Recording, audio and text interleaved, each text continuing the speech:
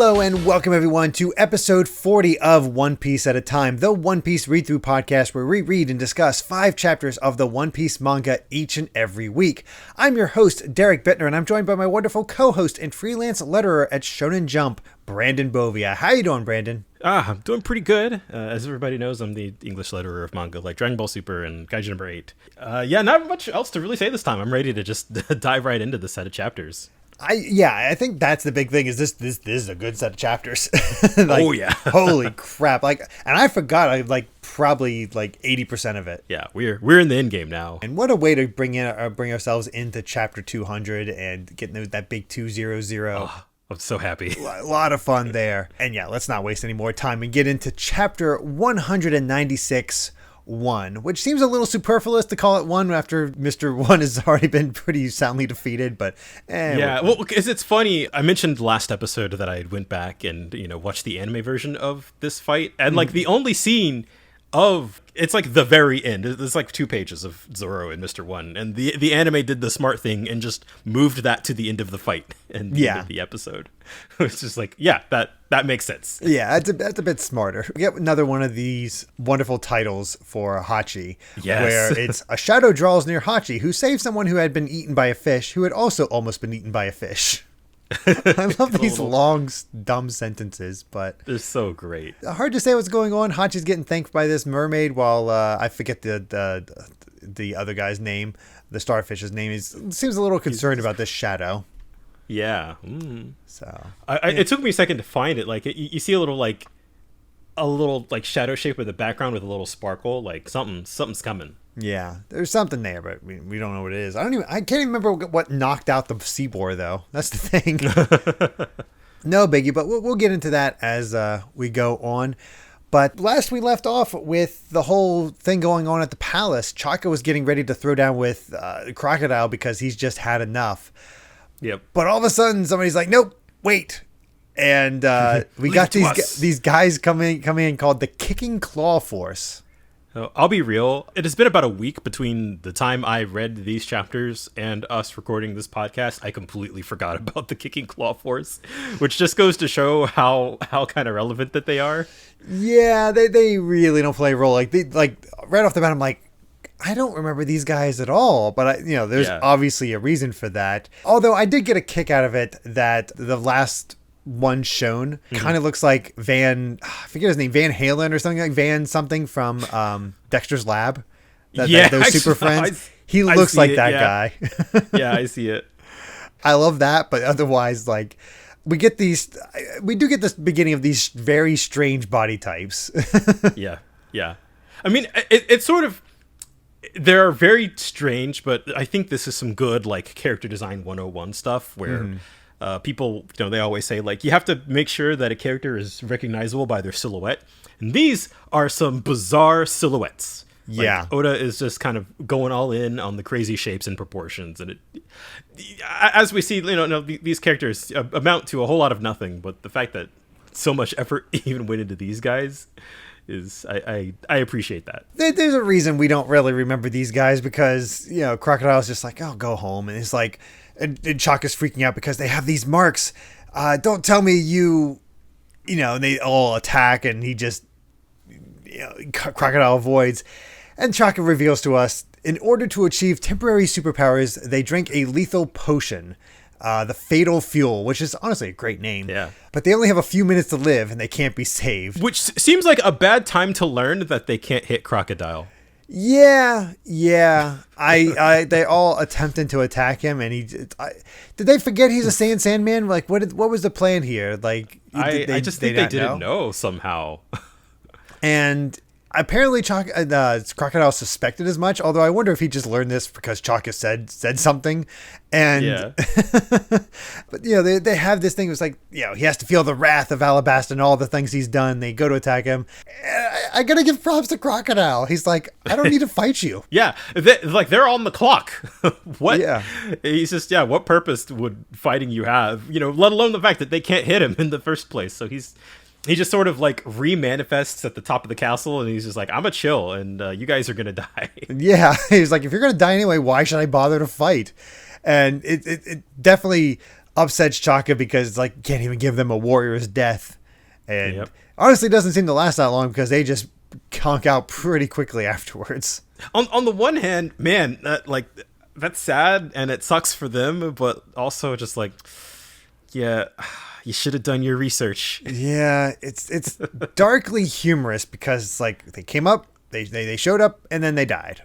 Yeah, it's just kind of like, leave it to us, and then sorry guys. Yeah, but it definitely gets Chaka going though, because we see that he actually has a devil fruit. He has the Mutt fruit jackal model, and he attempts to take him out, and which is I gotta say, great design. Like, oh yeah, he looks awesome.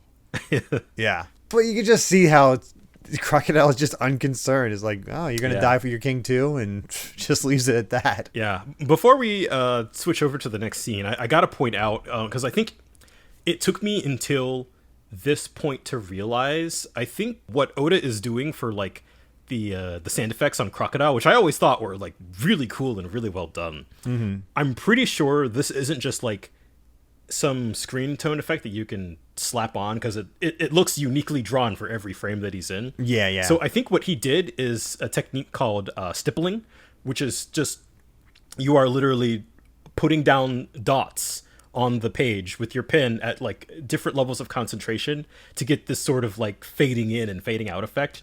And it just, like that, I want to point out that is a lot of effort. It's done so naturally that you don't even think about it, but it looks like, when you think about it, it's like, holy crap, he was doing this on a week-to-week basis. And of course, he has like assistants and stuff, but even on a weekly manga schedule, I think seeing effects like this and sort of taking a step back and going like, wait, like somebody had to draw that by hand. It's really impressive. Like, wow. Like you can see his scars fading out.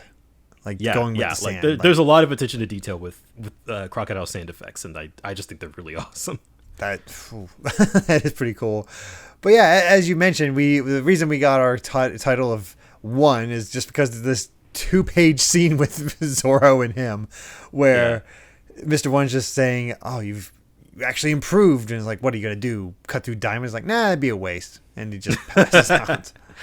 It's a cool end to the fight. It's a nice little last exchange. Yeah, and they both kind of just keel over though, with Zoro wondering about the others. It just nice little transition back to the rest, who have succeeded in regrouping. We get these silly scenes, I guess flashbacks, where I didn't even realize they were flashbacks at first, because Usopp was like, "You're pairing me up with the camel? You drew the short straw." Yeah, hey. Sanji's like, "I only rescue women." Yeah. Usopp's upset because Miss Merry Christmas had said Luffy was dead. He's like, "No, this can't be it." And he's like, "Nah, you don't believe that." And it's like, "No, of course I don't believe that. If this I believe that sort of stupid thing." Yeah, of course it's a very shonen manga kind of thing. But I just, Sanji believing in Luffy, keeping the faith. Like he could never be dead. Exactly. And really, it's just sort of a lot of regrouping, where we flash back to their initial plans of how they'll get together, and then all agreeing that after their fights, they'd regroup at the palace. So, that's kind of cool. Yeah, they all went their separate ways and are sort of naturally finding themselves back at the same point. So Zoro's kind of passed out on the ground. As he does. So, yeah, we got our goal here. It's like all of them are coming back and getting together and are going to meet up at the palace, which seems like a good thing considering that's where Crocodile and All Sunday are. Because it is not going well for Chaka. I do love that you have that panel at the bottom of the page of Vivi, crying out, and then like the reminder that all of this is happening while King Cobra is just pinned to the wall, and he seems more pained by Chaka getting stabbed and everybody dying for him than his actual wounds. And I gotta say, when I saw like this whole thing of Vivi and she's like, "Huh?" I forgot who that was, because I thought it was Luffy. It's like, oh wow, Luffy's here. That's kind of cool. As we'll discover, it is not. But our literal ticking clock is still going on, because we got 25 minutes until the Palace Square explodes. Yeah, so this is time's moving faster here than it is on Namek. That's for sure. Yeah, and I think it's a solid chapter. It again shows just the deviousness of we're kind of Crocodile. It feels like a transition chapter. We're kind of moving on to the next kind of part of the arc. Yeah, but it's still interesting because you got Crocodile just being a bastard. Yeah, pretty like oh man, untouchable, like literally untouchable. yeah, pretty much. But yeah, we got SBS. I don't think there was anything. Yeah, there's nothing major for this one. It doesn't matter. Let's keep going and get this exciting stuff as we get into chapter 197, The Leaders. And we run into the macro fishman pirate. I love this guy in the front with like the Popeye proportions on his arms. Yeah, we got Popeye proportions in the front, weird eyes on the right, and then this guy just looking like a mob boss in underwear on the left. Oda with these just bizarre throwaway designs. It feels like nothing is ever truly throwaway, but with him, he will design something in the strangest way for something that will only show up once. Yeah, and just the odd thing, they're underwater, but these guys are like the guy on the right is still wearing sneakers. Right. Like, okay. It's like, sure, all right. Yeah. It's interesting that it's not a big guy like they like. I was looking for huge shadows, but it's like no, they're just normal size shadows, and you notice that in the previous one after realizing like, oh yeah, it's just three fishmen. But they're just gangsters. Yeah, just other fishman pirates, I guess, of a different crew. Oh, I just noticed the tattoo on the guy in the front's chest. I'm just gonna point that out for later. Oh, okay. Yeah. Oh yeah. Like, oh. Yeah. I was like, Oh yeah, I completely missed that. Yeah. We'll get to that in like a year. Yeah, 2 years, something like that. But yeah, it's not Luffy that showed up at the palace.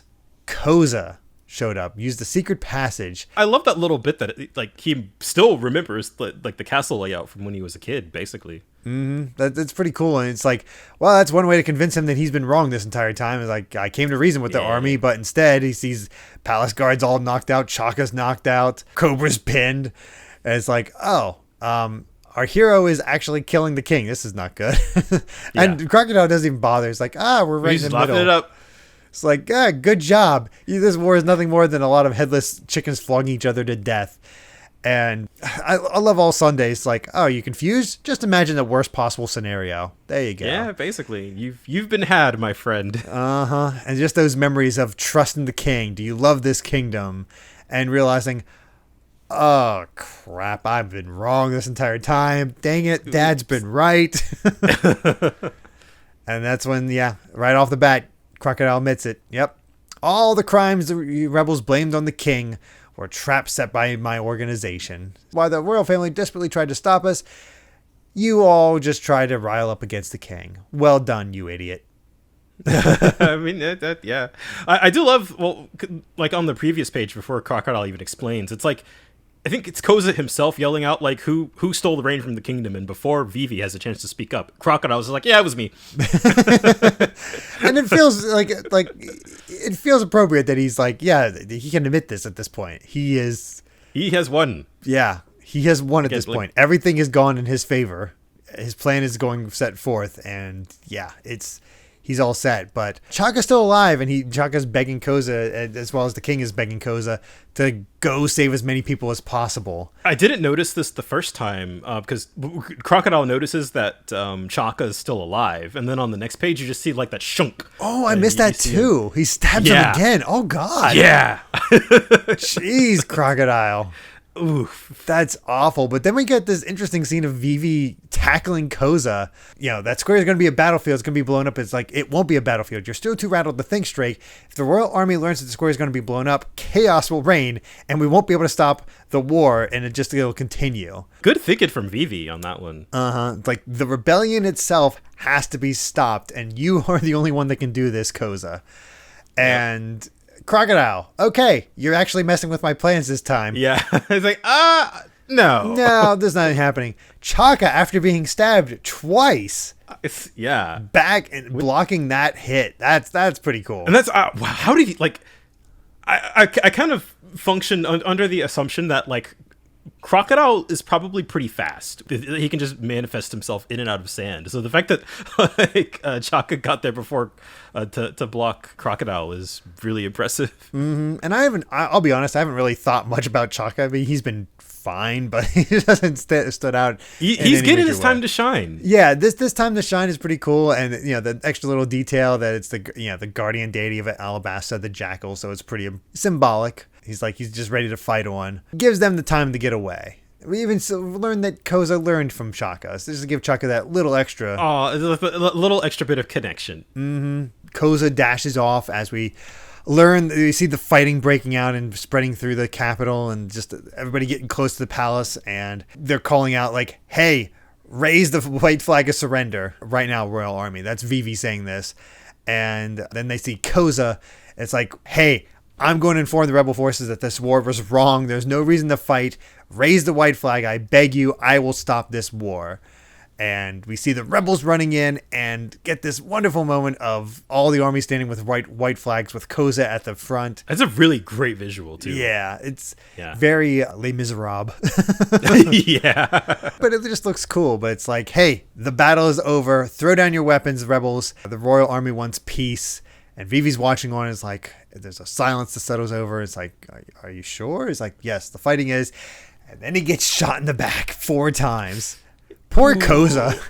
And then you just I feel like every time they do something nasty, the Baroque Works members who they just gotta flash that tattoo like we gotcha. Yeah, gotcha exactly.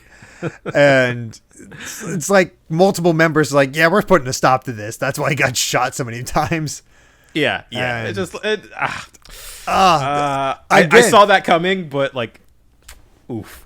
It's one of those things. Is like, honestly, the most effective with all the numbered members got things kicked off for Crocodile's plans, but these millions and billions are doing their jobs. The are doing their work. Like they have kind of been more effective than the actual like high-tiered numbered officers, which is in some ways funny. Yes, it's like it finally shows just how much of a pain Baroque Works is, because this crew has styled on him for a long time, but seeing the power of these last numbered fights and then these agents just disrupting things at all points, it really goes to show just how effective Crocodile's been at all this. But yeah, that brings us to, I feel like the pages are a little messed up here. Chapter 198. I don't actually know what it's properly called. Oh, yeah, because it's like split weirdly. Yeah, it's like the one half of the cover is on chapter 197, and then the other part is on chapter 198. So a little bit of formatting error there, but oh well. Chapter 198. Either way. Yep. Koza getting shot in the back. Rip. Yep. Rip. Also, I love the little artwork in there, just showing that Panda Man's in the crowd. Yeah, I love that every time that they. I don't know about every time, but he certainly does get pointed out a lot. Yeah. And then you just get Koza falling, Vivi screaming, him thinking, please, rebels, do not attack. I mean, he's finally trying to do the right thing. Finally learned his lesson, and the army is like, what are you doing? Why did you shoot him? And the Baroque's work member is still just like laughing with tears in his eyes. Like, jeez. Yeah. And it just everything, and now there's like a sandstorm coming, presumably because of Crocodile, and it's just like, well, things have gone from bad to worse. Yeah, a sandstorm kicks up, and then the Baroque's Works member starts firing on the rebels. So it's like, oh yeah, they've infiltrated both sides. Yeah, and then there's no dirty rebels, and then the other side gets shot because of Baroque Works being infiltrated into both camps, and it's just, whew, it is pure chaos. It's like, oh my god, this is so effective. Yeah, all while just that one panel of like, oh yeah, the clock's ticking, there's a bomb about to go off, or a cannon, and it's just like, the few people who know the truth can't do anything to stop it. And then we just get that full page spread of the sandstorm kicked up over top while the two sides battle it out. And it's what an incredible visual! That is just really good. His dedication to like drawing out this war that has been happening for the past several chapters. It's like he doesn't skip out on the stuff. Like I think the way that he goes all in on drawing the detail of like these two massive armies battling it out. It's just it's incredible to watch. Yeah, he's conveying that thing we only at first complained about, because he stepped up, like, okay, you're in here now, here's these armies, like, because he was only giving us rough numbers. And even just that overhead visual of Vivi looking down on all of them, it's just like, oh my gosh. Yeah. And all of a sudden it's like, hey, you tried, but they can't hear you, and Cobra's almost giving up, and he's just like, hey, run away, Vivi's like, Crocodile, of course, admits to it's his storm, but Vivi's still not giving up hope. It's like, I can prevent the explosion and lessen the number of casualties, and that actually ticks off Crocodile. I actually like that. Like Crocodile's kind of had enough of this. Just like your idealism makes me want to vomit. Yes, he's like, he's give sick of it. Up. I am tired of this, and only true power can actually have ideals. And it's like, no, I don't care what you think. I will never abandon my ideals, and a monster like you will never understand. I will save this. And it's just massive, like, whirlwind from the sandstorm and the ticking of the clock. And it's just, you get this sense of just how upset he is by all of this. Yeah. And it's only 15 minutes until the square is destroyed, and the rebels are still gathering. He finds a way to taunt her. It's like, hey, if you warned them, it might have caused a panic, but you could have saved the thousands of lives. But now that because you think you can save everyone, it's only going to result in the death of everyone. And those flashbacks to the dance powder, to Igaram, to Toto, it's just all the people that are down and dying or dead. It's like Chaka's on the floor. He just digging it in further and further. Yeah. Like he's gloating, like, I won. Yeah, it's it. Your kingdom is doomed. You can't save it. And I love that he doesn't even drop it. He just turns his hand into sand. Yeah, like what just a complete, and he's laughing it up while Vivi's falling. It just and he looks up at the sky and sees a figure, and we only have to see that one panel when we realize, like, yep. The impossible. And to see Luffy come in just screaming Crocodile. It's one of those hype moments that even now you kind of get tears in your eyes. It's like, seriously. It's like, yes. It works so well because Crocodile was driving it home for the past like 5 pages. It's just like, you lost. This is the low point for this character. And when you're at that lowest point that Luffy comes in and is just ready to make things right again, and that's, I feel like we hit that point in every arc, and it never gets old. And the thing is, it's not even so much they've hit their lowest point and they've given up, because you can sort of compare it to Nami. Nami didn't give up. She was just built up with frustration, and that Vivi's similar in a similar way, where things are at their lowest, but she's still not giving up. Yeah. And her reward did not give up, not even once. Is Luffy's back, and yep.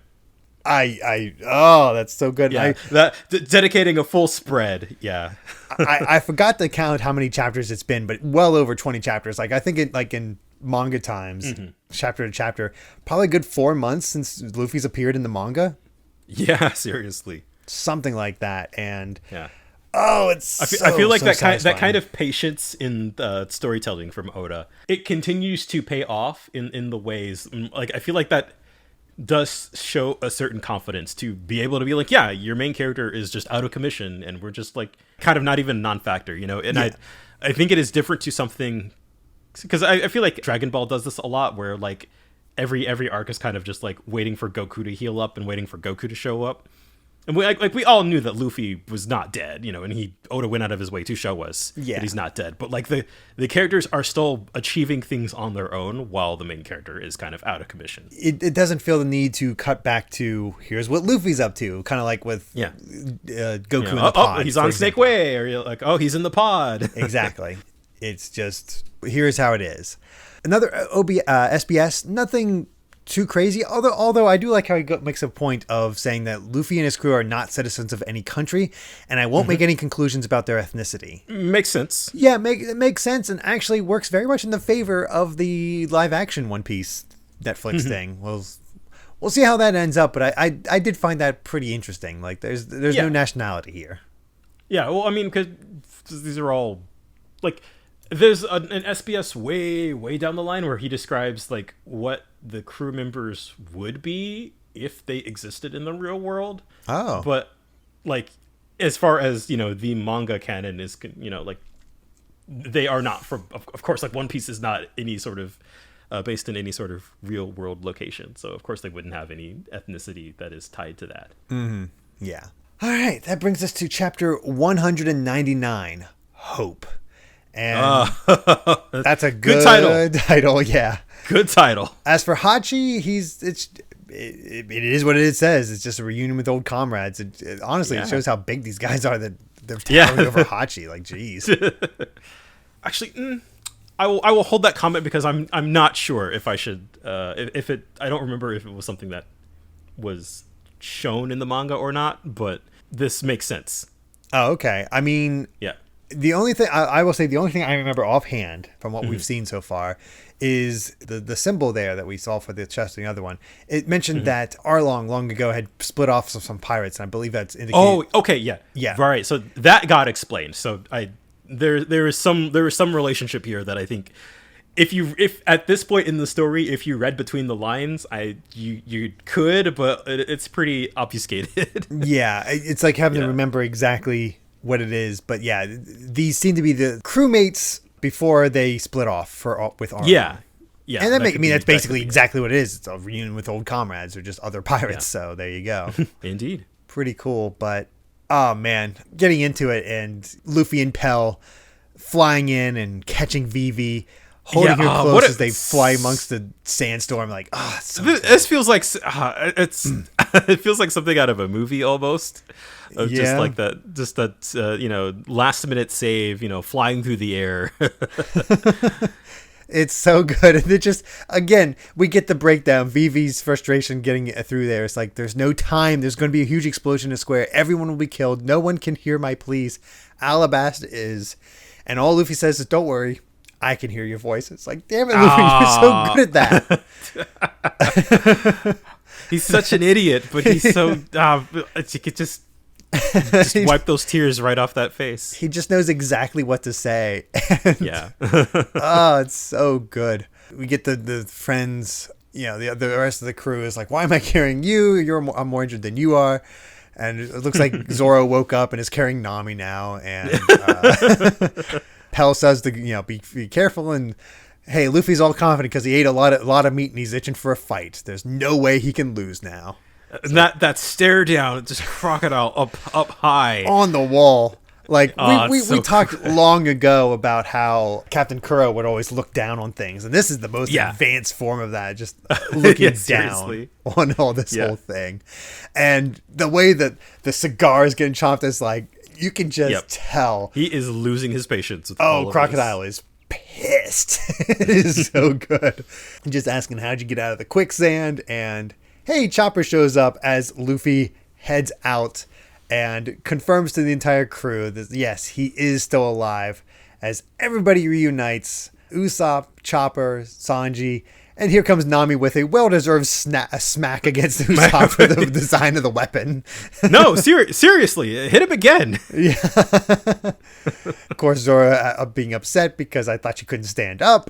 Yeah, even amongst the chaos that is happening right now, there is chaos happening within the Straw Hat crew, and I love these dynamics. Everybody's back together, and it's just all back to nonsense again. And it's just like, but you figured it out at the end, didn't right? It's like, when this is over, you're dead. It's like, yep. Chopper, of course, believing everything Usopp says. It's like, she's killed you. And then I love Sanji being like, why is Nami injured? His Zoro's like, she's fine.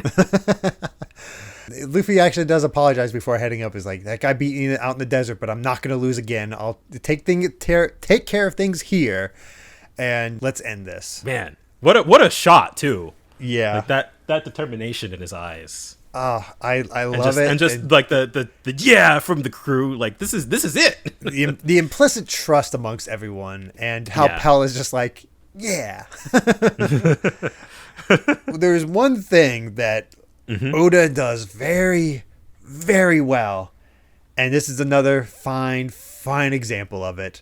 Oh yes, where he's just like, Luffy's flying up, and Crocodile's just like, swing until you're blue in the face. You're never going to hit me. I'm just going to skewer you again. And as he's fading away, bam! Boom! Just that 2-page spread of Luffy just getting a fantastic hit across. One of the most satisfying punches to date. How long we have waited for that punch. Somebody actually hit this man. That's so good. It's fantastic and exactly what you want. And then just to see his face as he goes flying, and Luffy's moving so fast that he's skidding on the ground. Yep. Does this Sonic the Hedgehog spin with his legs, and then just leaving Cobra asking, like, who is that? Right. He's like, what is happening right now? Yeah. Crocodile trying to, like, recover. Luffy grabbing him by the shoulders as his foot's all, like, wound up with a brand new move, the Gum Gum Buzzsaw. I don't know if we ever see this one again. I don't know, but it's a cool move. It is very cool. And just that little smile from Luffy as he's like, it's so good. And it's a trope, but it's such a good trope to have the observer be like, who is this person? Amazing. Yeah. Just comment like, he toppled Crocodile. But that feels here. That feels deserved, because it's not just watching these other, like, his own men try to stop Crocodile. Crocodile's the hero of the kingdom. He's taken down multiple pirates for the kingdom, and nobody's ever been able to do anything. So to see Luffy actually topple Crocodile is a huge he's never Cobra's never seen him before either. So like he's just sitting here like, what is happening? Yeah, who is this kid? And very interesting face on All Sunday. This is kind of her fault. Yeah, kind of has a smile on her face, just going, like her eyes are shaded, but she looks happy, in my opinion, which is very interesting. She knows what she did. Yeah, I mean, she is the reason that Luffy was saved, obviously, but it's still one of those things. It's like, And yes, we get the confirmation. He's like, I figured it out. When the water from Yuba soaked your arm, I could grab it. If water touches you, you can't turn into sand. And that's why you stole the rain. And that is a cool explanation to sort of bring it back full circle. Like, that is...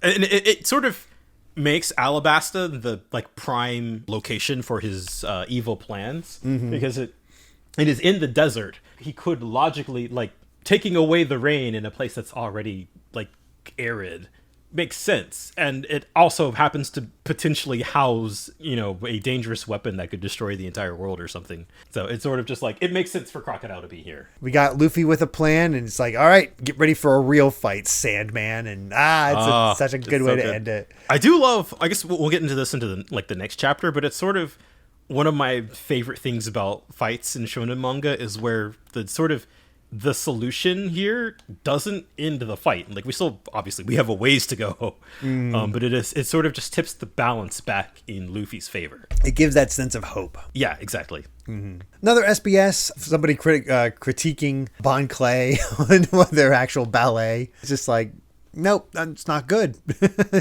It's poor form. And then it got a question about why Vivi's always pulling on Usopp's nose. And the explanation is basically just like, you know how there's like, there's a pot in front of you. What part are you going to grab? You're going to grab the handle. So you grab the part that sticks out the most. That's why it works. That's why it just works. Yeah. You know what? Sure. Why not? Yeah. Just go with it. But yeah, that brings us to chapter 200, Water Luffy. Yeah. What a ridiculous name for your 200th chapter. Oh yeah. And hey, with Hachi, we apparently get the continuation of his trading quest, where he traded his trident for a mermaid, and now he's trading the mermaid for an octopus fritter map. I think that's their translation of takoyaki, which is sort of a very famous sort of like fried octopus Japanese food. They're very good. I'm not into seafood, but I've always been curious about it because they talk about it so much. Though it is sort of interesting, we'll get into it way later, but just like Hachi sort of being into takoyaki, but he is an octopus. It's sort of like a little odd. Question mark? Yeah. I don't know. I mean, hey, because we might have evolved from monkeys, but we don't really eat monkeys, so right. It's just like look. I'm not gonna question it. Yeah, and probably best not to. Poor Cammy though. I love Yeah, how she, you sold me out. yeah. And I also love how, like, you got just typically you got just a ethereal beauty of a mermaid, and instead Yeah, you and get she's this just making gremlin. silly faces. Yeah, yeah. Let's get back into it as the rest of the crew is like, okay, so we got to find the guy who's going to set off the explosion, but how are we going to do that when there's only 10 minutes left? And they're just trying to figure out the best idea. It's like, okay, so if the blast is 3 miles in diameter, he's got to be shooting from at least 1.5 miles away, right? And Vivi's like, no, I'm sure whoever is going to set off the explosion is near the square. And it's like, wouldn't that blow him up too? It's like, do you really expect any different from Crocodile? So, okay. Right, yeah, at this point. Yeah. Yep. And then Baroque Works members trying to earn that paycheck going after Vivi, but Zoro and Sanji putting a stop to that one. Yeah, so cool. Yeah. Just sort of right in the middle of conversation, just like, all right. Not happening. And they're ready to take him on. It's like Zoro and Sanji are like, so we got 10 minutes minus how many seconds will this take? It only takes time. 2 seconds. 2 seconds. Wipe them out. Good. I wasn't sure, looking back, like I didn't remember much about the bomb subplot happening here, but it is sort of a good way to give the Straw Hats something to do while Luffy's fighting the villain. Yeah, they're not all passed out. They've won their fights. There's not the fights aren't taking place simultaneously. This bomb does provide a way to again keep that tension high and keep the crew active. And that's you're getting to see them work together and stuff. Who knows if it's still this way in modern One Piece, but I've always commended One Piece on being able to actually keep the cast doing something at all times. Yeah, everybody gets a role. I think you could probably find complaints, but I think compared to a lot of other shonen manga, One Piece still does a pretty good job at it. Yeah, like I think even like My Hero Academia, what I've watched, it's like very obviously becoming a 3-man show. Yeah, exactly. And Naruto and then One Piece, or not One Piece, Dragon Ball, all very big famous shonen manga where their kind of core cast kind of falls off a cliff. Yeah. In terms of relevance, and I think One Piece definitely isn't perfect in that regard, but it is better than its contemporaries in that way. And we'll see how that goes as time goes on. But back to the fight between Luffy and Crocodile, and even though Crocodile's gotten some punches on himself, he's still pretty confident. He's like, you still think you can beat me? And like, hey, I'm impressed that you figured out my weakness in those circumstances, but hey, I'm one of the 7 warlords of the sea. And Luffy comes back with the stupidest response. If you're one of the 7 warlords of the sea, then I'm the 8th warlord of the sea. I love Cobra off to the side, just like, oh my god. It's like, it is appropriate response. It's like, who is this lad? All Sunday just explains, like, I guess you haven't heard. He's a pirate, and he saved the princess's life again. And that's when Cobra like puts 2 and 2 together. It's like, oh, he's the one that brought Vivi back to Alabasta. And again, All Sunday's face is here. It's just that she just feels so disconnected to everything that's happening. Almost like this nervous excitement. Yeah, like she's just watching the show. Yeah. Back to the Gum pistol, and Crocodile able to dodge this time. Immediately start sucking out the moisture, but Luffy is like trying to take care of it, goes for the kick, of course misses because of the whole sand fruit, but is able to get water back in. I sort of I love the visual here of like just seeing Crocodile's like disconnected head as the rest of it turns like there's like a little loop as it turns into sand. It's almost snake-like. Yeah, exactly. In that way. But hey, Luffy took it to heart. Devil fruit powers are only as strong as the person using them, and he comes up with another new move. He goes to Gum pistol, pulls on his arm to do a little twang, and causes it to go in all multiple directions, doing a Gum shotgun. My brain has completely forgotten if we talked about this on the show yet or not, but I think this is something Oda mentions in an SBS way later about why Luffy has rubber powers, and it's so that like even with really high tension fights, they still manage to look really silly. Yeah, and that's something that I really thought about with this fight, and just like the visual of like if you stop and like look at what's happening here, it's like this is ridiculous, but it's awesome. Yeah, exactly. ridiculously awesome. Get these face, like, get the desert spotter from Crocodile again, and just that face on Luffy as he just barely dodges it. Yep. And then seeing it, like, just kind of cut through the entire castle. Yeah, just showing how powerful that move is.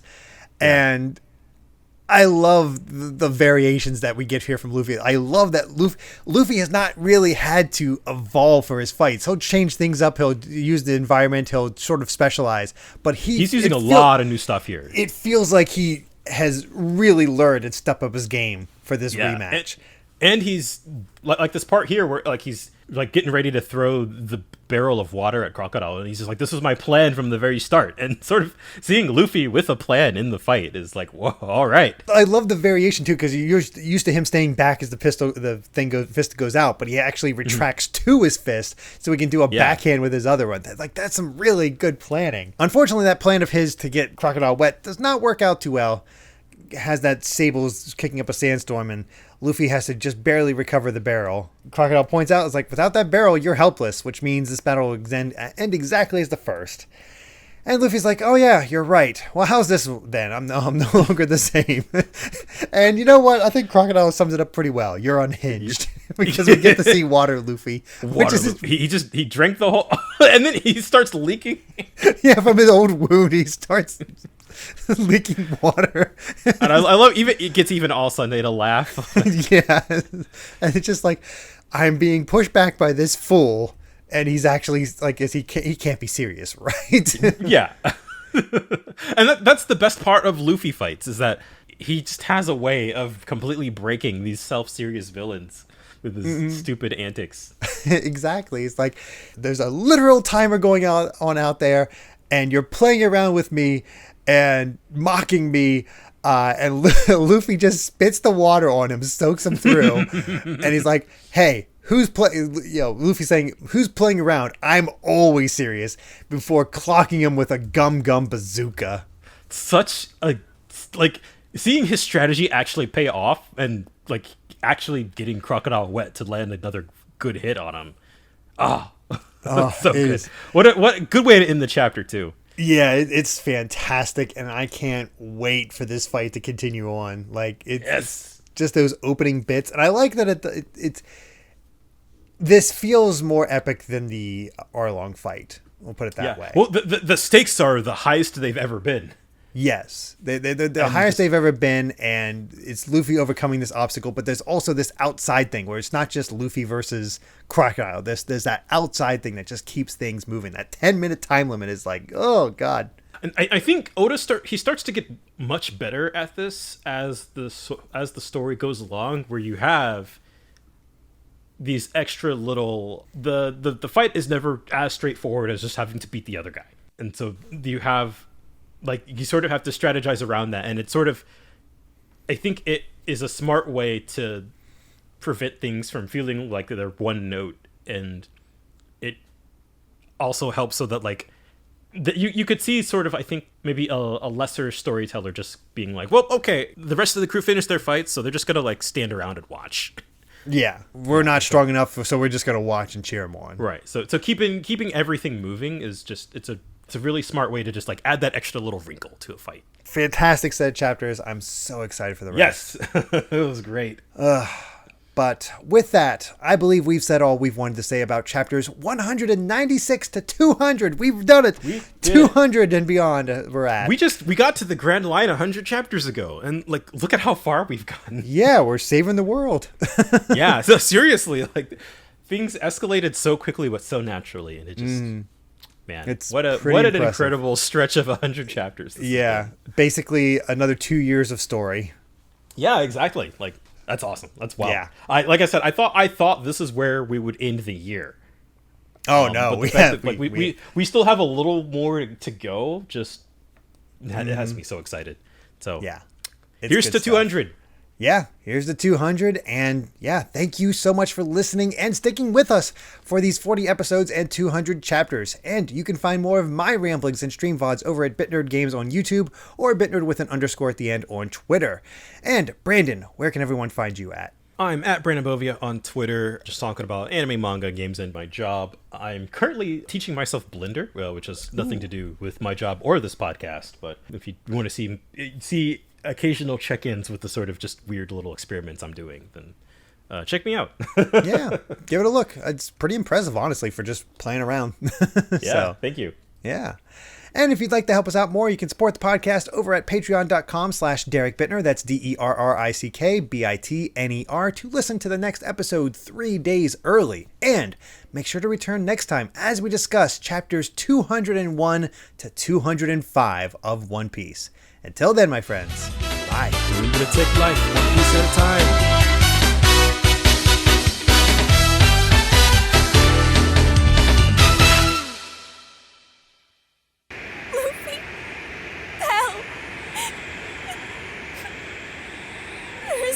Time left until the square is blown up. Everyone is already down there.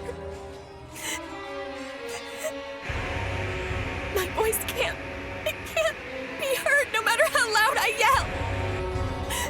At this rate, the country will fall apart.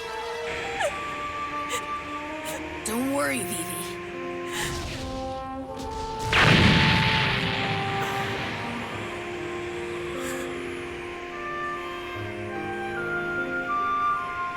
As long as we're here, your voice will always be heard.